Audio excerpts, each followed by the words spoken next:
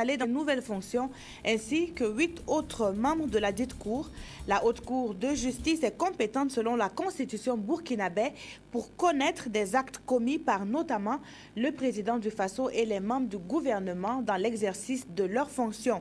Les autres actes commis sous des responsabilités moins importantes, eux, seront bien jugés, foi du ministre en charge de la sécurité. Retour dans ce journal sur le face-à-face du département avec les hommes de médias hier à Ouagadougou. Et puis à Washington, c'est une nouvelle qui rassure à hauteur de 61 milliards de francs CFA. L'appui budgétaire obtenu par le Premier ministre au siège du groupe de la Banque mondiale permet à la transition de mener à bien ces réformes. Tous ces titres seront développés dans le 20h de ce vendredi 17 avril 2015. Bonsoir et bienvenue à tous. La Haute Cour de justice est désormais opérationnelle et Mme Elisabeth Bado-Nessomé en est la présidente. 8 autres membres renforcent cette juridiction dont les compétences sont inscrites dans la constitution burkinabé. Le président du Faso, les membres du gouvernement accusés de crimes et de délits répondent devant cette juridiction dont l'installation est intervenue cet après-midi même à Ouagadougou. Maxime Zongo.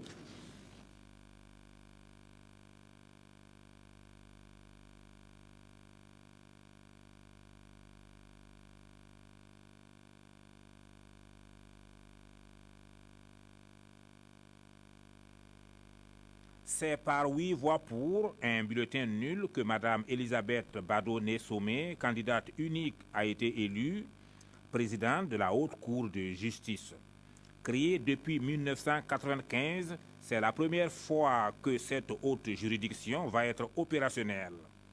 Il n'y a pas d'espérance passée, il n'y a pas de jurisprudence, donc nous allons nous jeter à l'eau et trouver nous-mêmes les moyens de parvenir à exécuter correctement notre mission.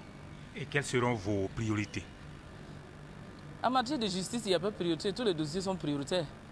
Donc c'est au fur et à mesure que nous allons recevoir les dossiers et que nous allons traiter sans de préférence pour quelques dossiers que ce soit. J'attends du peuple du Burkinabé qui nous appuie, qui nous encourage, qui soit patient, qu'ils aient foi en nous, qu'effectivement nous allons œuvrer pour l'atteinte des objectifs que nous avons fixés.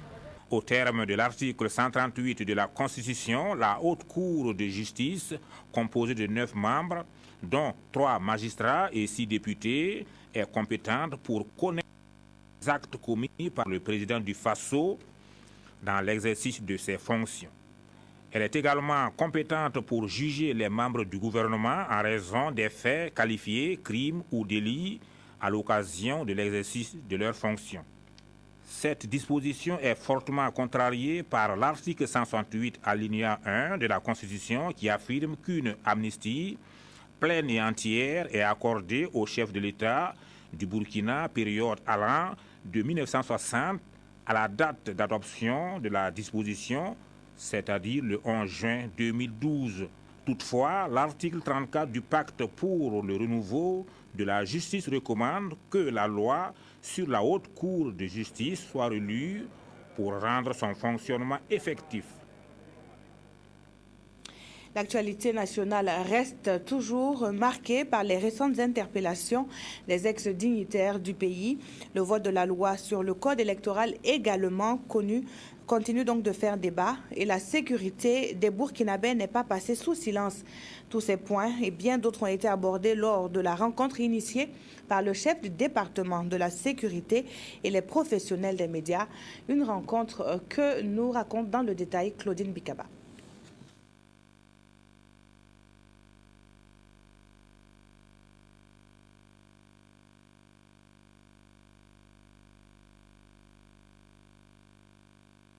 Auguste Denis Paris, ministre de l'administration territoriale, de la décentralisation et de la sécurité, face à la presse nationale et internationale, s'est exprimé sur des questions qui suscitent le débat national. C'est ainsi que le vote de la loi sur le code électoral et les protestations qui s'en sont suivies ont été abordées. Le président de la transition, le premier ministre, le gouvernement de la transition, les députés de la transition ne sont pas éligibles aux élections à venir.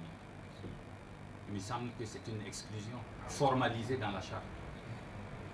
Et pourquoi il y a eu cette exclusion? C'est dans l'intérêt suprême de la nation. Et si ces citoyens qui sont burkinabés au même titre là que ceux qui ont été à l'origine de la tentative de la modification de l'article 37 ont accepté ce sacrifice, il faut que ceux-là qui ont problématisé la stabilité dans notre pays aient le courage de se regarder dans le miroir et acceptent également de faire ce sacrifice. Les récentes arrestations et interpellations des dignités du régime de Chu ont également été au cœur de ces échanges. Et lorsqu'on écoute les médias internationaux, mais on a comme l'impression que c'est toute une partie de la population qui a, la moitié de la population burkinabé, ou bien tout le peuple même qui est frappé d'inéligibilité par rapport aux élections. Moi je pense qu'il faut que les gens soient honnêtes, arrêtent de manipuler les esprits et de faire de l'intoxication et de la délation. Au plan sécuritaire, le ministre a mis à prix les têtes des bandits de grand chemin. Des récompenses pour les dénonciateurs qui vont de 150 000 à 250 000 francs CFA et qui pourront être revus à la hausse. En attendant, une opération a déjà été lancée et a permis d'interpeller 3 800 personnes sur le territoire national, 36 kg de drogue récupérée, 165 engins à 4 roues ainsi que bien d'autres pour plus de sécurité au Burkina Faso. Ces mêmes sujets ont été abordés par un autre groupe, celui-ci composé de partis membres du cadre de concertation des partis politiques de l'ex-CEFOP, d'autorités coutumières et religieuses, d'organisations de la société civile et des forces de défense et de sécurité. Face également à la presse, il a été question de faire le point sur la situation, c'était cet après-midi à Ouagadougou, Aruna Maré. Le 25 avril prochain, des partis signataires de la charte de la transition organisent, aussi bien à Ouagadougou qu'à Bobo-Dioulasso, un meeting pour soutenir la mise en œuvre de la charte de la transition. À l'exception de l'ex-majorité, tous les signataires de la charte de la transition étaient représentés à ces échanges avec les médias. Au nombre des points abordés, la loi modificative du code électoral dont il justifie le bien fondé. Cette loi n'exclut aucun parti et ne vise aucun individu dans le processus électoral, mais touche plutôt des comportements. Nous, Force Vive, saluons à sa juste valeur l'adoption de cette loi, qui est une réponse aux aspirations du peuple burkinabé contre les crimes politiques d'atteinte à la Constitution que les turiféraires de la révision de l'article 37 de notre Constitution ont commis. Elle vient signifier tout simplement que dorénavant, au Burkina Faso, les crimes politiques ne resteront plus jamais impunis. Ces représentants du cadre de concertation des partis politiques de l'ex-CEFOP, d'une coalition d'organisations de la société civile, d'autorités coutumières et religieuses, ainsi que des forces de défense et de sécurité, se sont aussi prononcés sur les récentes interpellations. Nous félicitons et encourageons les autorités de la transition pour avoir engagé le combat contre l'impunité. L'installation de la Haute Cour de justice, annoncée pour ce jour même, participe à cette dynamique. Nous regrettons que ces actions n'aient pas commencé dès le début de la transition, alors que les autorités disposaient des rapports de l'ASE, de la Cour des comptes et des corps d'inspection qui identifient clairement de nombreux auteurs de crimes économiques et le montant de leur forfait. Nous rappelons que ces rapports ont été établis après des enquêtes diligentées. Nous invitons le gouvernement à poursuivre ces opérations dans le respect strict des règles et des procédures en vigueur dans notre pays. Ces forces vives ont par ailleurs invité la communauté internationale à apporter sa caution au nouveau code électoral qui, selon eux, est en adéquation avec les lois et textes nationaux et internationaux. Du reste, elles estiment qu'il appartient désormais aux juridictions compétentes de faire le tri des candidatures éligibles au prochain scrutin. La situation nationale a longtemps été débattue, cette fois à Bamako, avec pour maître de séance le président du Faso. En marge de sa participation à la conférence du SILS, Michel Kafando a rencontré la diaspora burkinabé vivant au Mali, une rencontre qui a permis aux compatriotes d'être rassurés quant au processus de la transition en cours dans leur pays d'origine. C'est en tout cas le ressenti de Fousseni Kindo, dont voici le reportage. Michel Kafando est venu leur apporter les nouvelles du pays. Et l'actualité en ce moment au Faso est dominée par le vote du nouveau code électoral et les arrestations de certains dignitaires du régime Compaoré. Concernant la révision du code électoral, Michel Kafando dira que cela a été fait selon la volonté du peuple. Pour le président de la transition, les arrestations ne font que commencer. Lui et son gouvernement ont à cœur d'assainir l'économie et de tracer les sillons d'une nouvelle gouvernance basée sur la justice et l'équité. Le président de la transition a par ailleurs assuré que la transition se porte bien et son gouvernement compte la mener à bon port. Des nouvelles rassurantes pour les Burkinabés du Mali qui n'ont pas manqué de relever quelques-unes de leurs préoccupations. Généralement, c'est des problèmes fondamentaux. Par exemple, le coût élevé des cartes, des pièces burkinabées. Ça, c'est un problème. Un deuxième, parce que ce sont des problèmes qui sont toujours posés par la communauté ici. À part ça, le problème d'élection là, ça a été. Nous, on suit la transition, on est d'accord avec la transition. Les jeunes burkinabés qui sont là travaillent généralement. Et ils n'ont pas toujours tous les moyens nécessaires pour faire ce qu'ils ont envie de faire. Et nous souhaiterons vraiment que les autorités puissent avoir une attention particulière sur cette question-là. Sur la question des pièces administratives, le président de la transition a instruit l'ambassadeur du Burkina au Mali de trouver des solutions idoines. Et en ce qui concerne l'emploi des jeunes, Michel Kafando a indiqué que c'est aussi une préoccupation de son équipe. Les Burkinabés vivant au Mali sont estimés à environ 1,5 million de personnes. Comment est perçue la gestion du dossier Thomas Sankara par les membres de sa famille? La question a été posée à Pascal Sankara, petit frère du défunt président, qui vit et travaille donc présentement aux États-Unis. Idrissa Serré et Souleymane Sanou l'ont rencontré à Washington et voici son point de vue dans cette interview. Le 25 avril prochain, des partis signataires de la charte de la transition organisent, aussi bien à Ouagadougou qu'à Bobo-Dioulasso, un meeting pour soutenir la mise en œuvre de la charte de la transition. À l'exception de l'ex-majorité, tous les signataires de la charte de la transition étaient représentés à ces échanges avec les médias.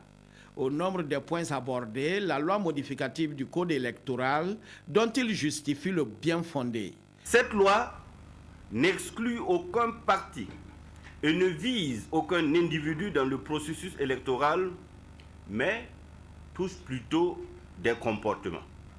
Nous, force vive, saluons à sa juste valeur l'adoption de cette loi, qui est une réponse aux aspirations du peuple burkinabé contre les crimes politiques d'atteinte à la Constitution que les turiféraires de la révision de l'article 37 de notre Constitution ont commis. Elle vient signifier tout simplement que dorénavant, au Burkina Faso, les crimes politiques ne resteront plus jamais impunis. Ces représentants du cadre de concertation des partis politiques de l'ex-CEFOP, d'une coalition d'organisations de la société civile, d'autorités coutumières et religieuses, ainsi que des forces de défense et de sécurité, se sont aussi prononcés sur les récentes interpellations. Nous félicitons et encourageons les autorités de la transition pour avoir engagé le combat contre l'impunité. L'installation de la Haute Cour de justice, annoncée pour ce jour même, participe à cette dynamique. Nous regrettons que ces actions n'aient pas commencé dès le début de la transition, alors que les autorités disposaient des rapports de l'ASE, de la Cour des comptes et des corps d'inspection qui identifient clairement de nombreux auteurs de crimes économiques et le montant de leurs forfaits. Nous rappelons que ces rapports ont été établis après des enquêtes diligentées. Nous invitons le gouvernement à poursuivre ses opérations dans le respect strict des règles et des procédures en vigueur dans notre pays. Ces forces vives ont par ailleurs invité la communauté internationale à apporter sa caution au nouveau code électoral qui, selon eux, est en adéquation avec les lois et textes nationaux et internationaux. Du reste, elles estiment qu'il appartient désormais aux juridictions compétentes de faire le tri des candidatures éligibles au prochain scrutin. Toutes nos excuses pour ces balbutiements dans la réalisation de ce journal que nous allons tenter de poursuivre normalement avec donc cette interview accordée à nos envoyés spéciaux aux États-Unis, Souleymane Sanou et Idrissa Serré, par le petit frère du défunt président Thomas Sankara, qui nous livre dans une interview sa perception sur la gestion du dossier en cours. On se demande s'il est en vie, toujours, s'il a disparu, ou s'il est réellement décédé. Puisqu'il y a un médecin militaire à l'époque qui a posé sa signature constatant la mort de Thomas en écrivant de son nom Diebre Alidou, commandant Diebre Alidou. Cette personne-là, par exemple, doit être entendue. Bon, grosso modo, ce que l'on demande, c'est qu'il y ait vérité, justice, éventuellement réconciliation. Mais par exemple, l'exhumation est une étape de ce processus-là. Alors, on ouvre un dossier que l'on confie à un juge. Bon, dernièrement, un dossier aurait été confié, si ma mémoire est bonne, à un juge militaire. Alors, donc, il va falloir continuer comme il se doit, réunir les preuves, entendre des témoins et passer à l'exhumation. Tout ça avec l'accord des experts, des conseils et des avocats de la famille. Sinon, il n'y a un esprit de vengeance ou quoi que ce soit, mais c'est que les choses soient faites dans la transparence. Vérité, justice, éventuellement réconciliation. Mais en entendant les témoins et en réunissant toutes les preuves, si preuves il y a, pour mener à bien le travail, quoi. Une interview réalisée donc à Washington où nous restons pour cet élément de reportage sur la signature apposée au cours d'un protocole d'accord entre le gouvernement burkinabé et la Banque mondiale équivaut 100 millions de dollars. Ce sont ainsi environ 61 milliards de francs CFA qui sont offerts au gouvernement par la Banque mondiale. La transition dispose par cet acte de ressources supplémentaires pour mener à bien ces réformes. Les précisions avec nos envoyés spéciaux Souleymane Sanou et Idrissa Serré. À travers ce protocole d'accord, la Banque mondiale met à la disposition du Burkina Faso 100 millions de dollars, soit plus de 61 milliards de francs CFA. Il s'agit d'un appui budgétaire pour accompagner les autorités de la transition dans la mise en œuvre des actions de développement. Donc là, on est au cœur de la question de gouvernance que le Burkina Faso, je dois dire, a bien pris en charge. Donc la Banque mondiale est un partenaire du Burkina Faso et elle va continuer à soutenir le Burkina Faso dans la mise en œuvre de tout ce qui est de nature, n'est-ce pas, à promouvoir le développement économique et social de ce pays. Selon les responsables de la Banque mondiale, ce soutien vient récompenser les efforts accomplis par les autorités dans l'assainissement des finances publiques, la transparence dans la gestion et la lutte contre la corruption. Oui, une très grande satisfaction puisque aujourd'hui le portefeuille avec la Banque mondiale montre qu'il y a une coopération très fructueuse et comme je l'ai dit, l'augmentation de l'appui budgétaire par rapport au montant initial traduit, si besoin en était, toute la confiance que la Banque mondiale en tout cas accorde au gouvernement du Burkina Faso. Ce financement sera suivi bientôt de la signature d'une autre convention. Celle-ci portera sur un montant de 50 millions de dollars destiné à soutenir le secteur de l'éducation. La jeunesse burkinabé au début et à la fin d'un processus électoral apaisé, le WANEP, le réseau ouest-africain pour l'édification de la paix et ses partenaires y croient dur comme fer et le matérialisent à travers une campagne de civisme électoral.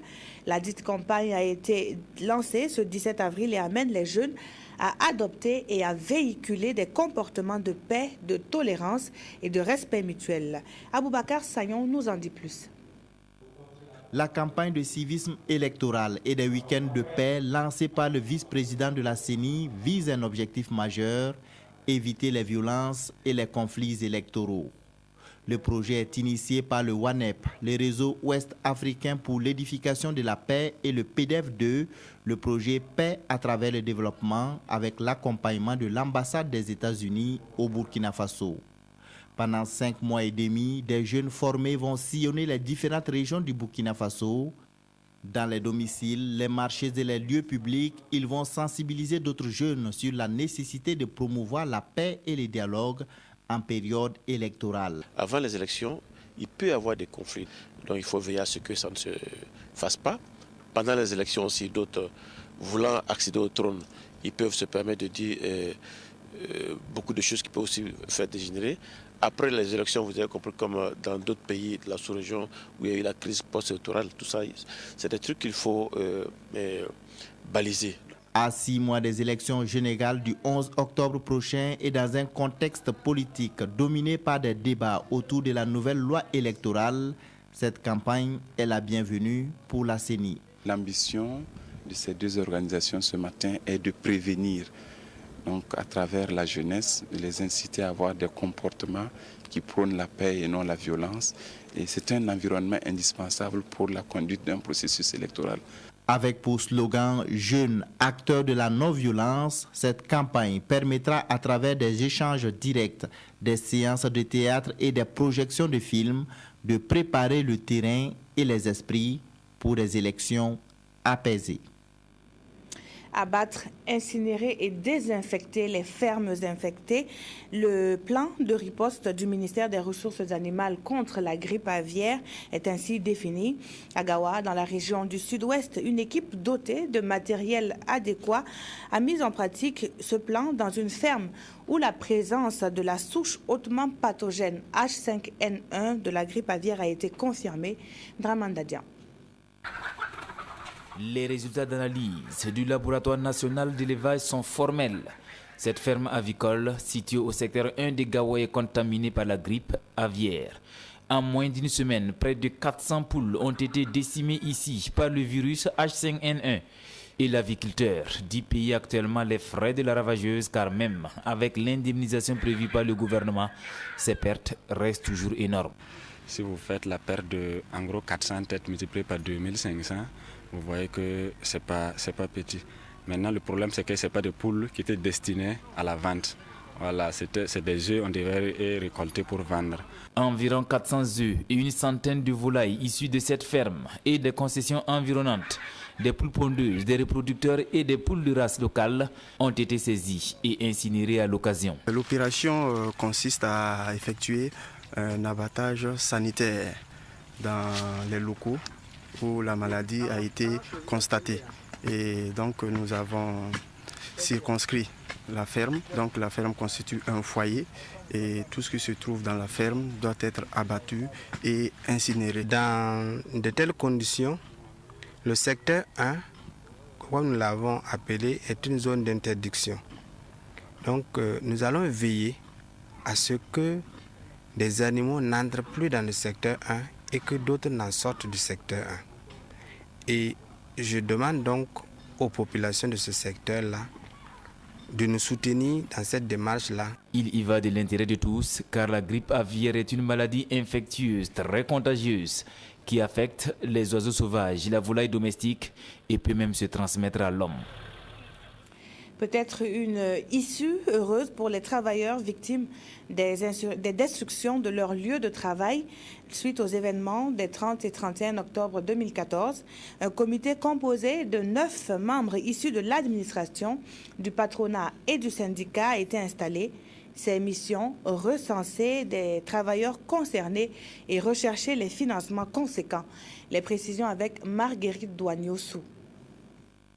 Azalaï Hôtel Indépendance, Joli Hôtel, Société d'analyse, Azimo, de nombreuses structures ont fait les frais de l'insurrection populaire de fin octobre 2014 au Burkina Faso. Les travailleurs de ces sociétés se sont retrouvés sans emploi du jour au lendemain. Organisés en syndicat, ils demandent le soutien du gouvernement pour subvenir à leurs besoins quotidiens et prendre en charge leur famille. En réponse à cette doléance, un comité tripartite et paritaire d'aide aux victimes vient d'être mis en place au Premier ministère. La principale mission du comité, c'est le recensement des travailleurs qui ont été victimes qui risquent de perdre leurs emplois par rapport à la destruction de leur lieu de travail. Donc son Excellence nous a instruit de recenser ces personnes et d'envisager éventuellement comment est-ce qu'on peut les appuyer, parce que le patronat avait pris l'engagement de leur donner un salaire de 5 mois et je crois que le mois d'avril touche la fin de ce contrat-là. Si bien que si une solution n'est pas trouvée tout de suite, ça veut dire que ce sont des gens qui seront mis à la rue. Les travailleurs victimes saluent cette initiative du gouvernement en leur faveur qui est l'aboutissement d'une longue marche. On a commencé les démarches, ce n'est pas aujourd'hui. Ça fait très longtemps qu'on marche et je crois que nous sommes aujourd'hui vers la fin. Le comité tripartite et paritaire d'aide aux travailleurs victimes des destructions de leur lieu de travail lors des manifestations des 30 et 31 octobre 2014 est composé de 3 représentants de l'administration, 3 représentants du patronat et 3 représentants des travailleurs. Ils se sont rassemblés sous la bannière de l'amitié pour présenter les défis de la dégradation des terres dans le plateau central. Et cela leur a valu un prix, celui de l'initiative Équateur du Programme des Nations Unies pour le développement. Tous les 2 ans, le PNUD met ainsi en lumière des structures associatives de l'Afrique subsaharienne qui s'illustrent par des actions en faveur de la préservation de la biodiversité. Pour l'édition 2014, l'association Zoram Nagtaba est la lauréate burkinabé Aruna Maré et Amandine Lalsaga. Pour avoir proposé une solution innovante sur la gestion durable des terres au Burkina Faso, l'association Zoram Nagtaba dans l'Oubritanga reçoit ici le prix Initiative Équateur. Un prix d'une valeur d'environ 2 500 000 francs CFA auquel s'ajoute un trophée plus une attestation. Le bocage, c'est la solution qui a permis à l'association de remporter ce prix. C'est un aménagement type anti-érosif sur plusieurs hectares pour plusieurs familles d'agriculteurs. Voilà. Donc à l'intérieur, on a des diguettes en terre, on a des haies vives, voilà, pour éviter l'érosion hydrique et l'érosion aussi éolienne. Vraiment, ça nous honore. Une récompense biennale décernée cette année à 11 autolauréats de l'Afrique subsaharienne par le Programme des Nations Unies pour le développement, PNUD. À travers ce prix, le PNUD entend stimuler l'innovation en matière de préservation de la biodiversité. Et ce qui est important dans cela, c'est que c'est des initiatives qui sont des solutions locales aux problèmes mondiaux de développement. Et le plus important, c'est que c'est des solutions qu'on pense être réplicables non seulement dans le pays, mais également ailleurs. C'est pour ça qu'on les prime. L'association Zoram Nagtaba, qui est un regroupement de 10 villages dans le plateau central, voit ainsi ses efforts de plus de 2 décennies salués par le PNUD. L'édition 2015 du prix Initiative Équateur est ouverte. Association à vos marques. Et partez justement dans la 4e édition du Salon international de l'environnement et des énergies renouvelables de Ouagadougou. À partir du 23 avril prochain, le site du CIAO va réunir une 60aine d'experts sous le thème énergie et habitat durable pour une Afrique en développement. Plus de détails avec le coordonnateur du salon, Cheikh Omar Yeye. Cette 4e édition se tient autour de la thématique énergie et habitat durable. Et comme vous le savez, c'est un thème assez important qui nous interpelle aussi bien individuellement que collectivement. C'est un secret de polichinelle que de dire que l'habitat est fortement consommateur d'énergie. Nous entendons par là amener justement donc les architectes, les entrepreneurs du BTP à intégrer justement donc dans les plans et projets donc de construction cette dimension-là, c'est-à-dire l'utilisation des plaques solaires, l'utilisation de matériaux adaptés, comme quoi plus rien donc, ne doit se faire comme avant en matière justement donc, de construction. Il faut donc penser durabilité, d'autant plus que le CIRO se tient dans un contexte marqué par la récurrence justement donc, des délaissages.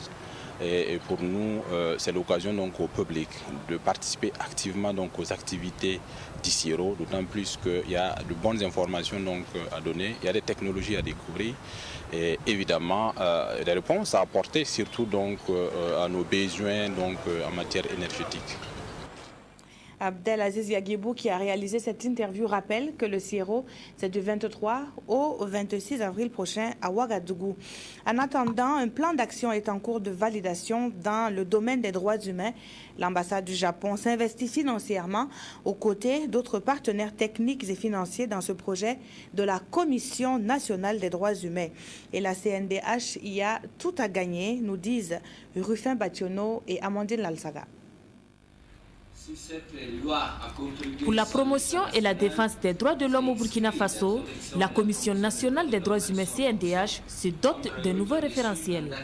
Il s'agit des plans stratégiques et d'action de la Commission qui permettront à l'institution de mieux intervenir sur le terrain et de mettre en œuvre de façon efficiente ses missions. Entièrement financé par l'ambassade du Japon, c'est un document bâti sur 5 axes principaux qui est en examen en vue de sa validation. Le premier axe, c'est la refondation du monde de la CNDH. Secondo, il y a la promotion des droits humains. Troisièmement, la protection des droits humains. Ça, c'est le troisième axe. Le quatrième axe ici, c'est la coopération. Le cinquième axe ici, c'est le renforcement des capacités de la CNDH. La CNDH est soutenue ici par le PNUD, Programme national des Nations Unies pour le développement, et le Haut Commissariat des Nations Unies pour les droits de l'homme. Alors, on espère qu'à la sortie de cet atelier, il y aura une feuille de route avec des actions concrètes dans lesquelles la Commission, ses commissaires, ils auront une idée claire et définie de qu'est-ce qu'il faut faire avec des objectifs à très court, moyen, long terme. Le document, une fois validé, permettra à la CNDH, selon son président, de reconquérir sa crédibilité au plan national et international et surtout de mieux œuvrer au respect des droits humains au Burkina Faso.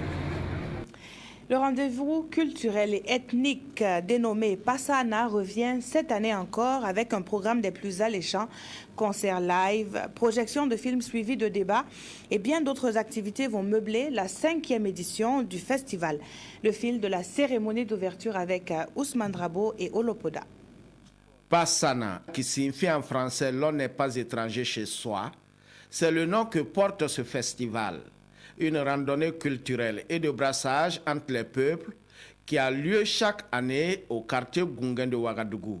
C'est ramener la jeunesse à mieux s'intéresser à nos valeurs culturelles, surtout nos valeurs culturelles qui nous permettent d'avoir la paix, la cohésion entre le peuple et de ne pas oublier notre culture qui est propre à nous et qui fait notre différence et qui donne notre identité.